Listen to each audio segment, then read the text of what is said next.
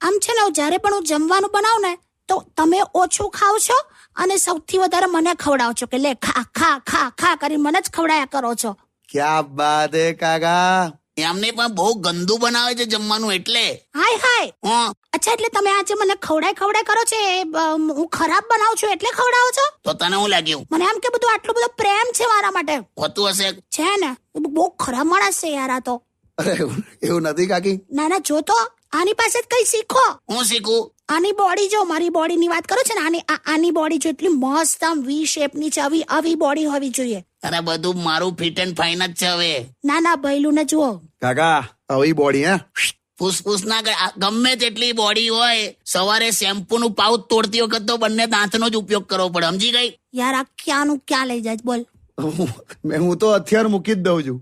હા તો બસ, તો ગીત વગાડ. આ બધું હોશિયારી ના મારીશ મારી આમું. સારું સોરી. સ્ટેડ વિથ કિશોર કાકા.